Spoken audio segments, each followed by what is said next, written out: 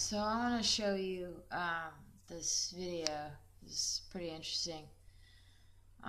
This guy did a lot of research, so um, The One is where all consciousness sprang from.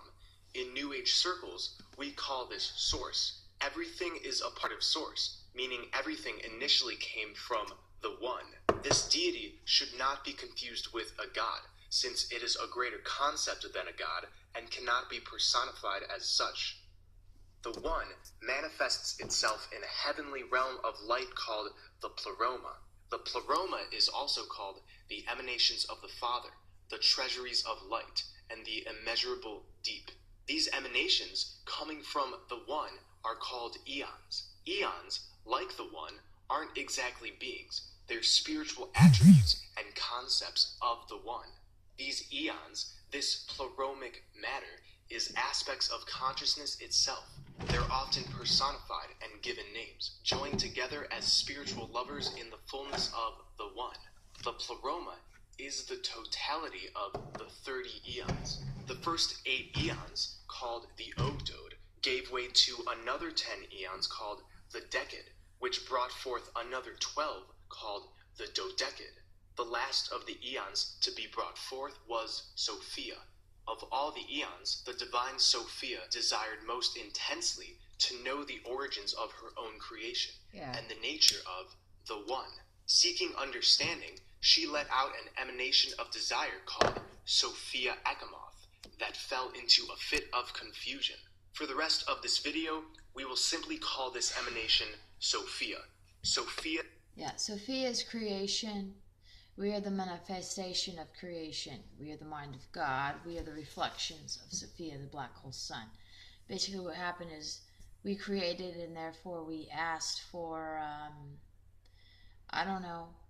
perception. And that's why they arrived. We called for them. We asked for understanding of our creation. Okay?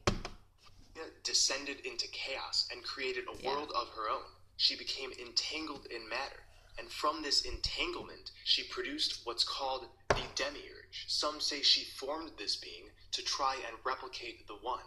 In monotheistic religions, God is not the One. He is the Demiurge, often referred to in Gnostic texts as Yaldabaoth. The Demiurge is described as ignorant, power-hungry, and foolish. Sounds a lot like he the sees Bible, himself doesn't it? as the One, but he doesn't do this out of malice. Rather, Sophia shielded him. Being ashamed of her deed of separation and her new creation, Sophia wrapped the Demiurge in a cloud and created a throne for him within it.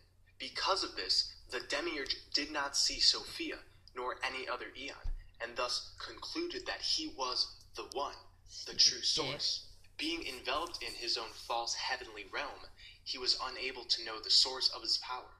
Yaldabaoth is the first ruler who took great power from his mother. Then he left her and moved away from the realms where he was born. He mated with the mindlessness that is in him and produced his own authorities. These authorities are the Archons. They are the servants of the Demiurge. The Archons are like the eons, the emanations coming from the One, but instead of being divine, they are lower astral beings, emanations coming from the Demiurge. They are not directly from the One, and therefore are a sort of inorganic, artificial intelligence. Our contest is not against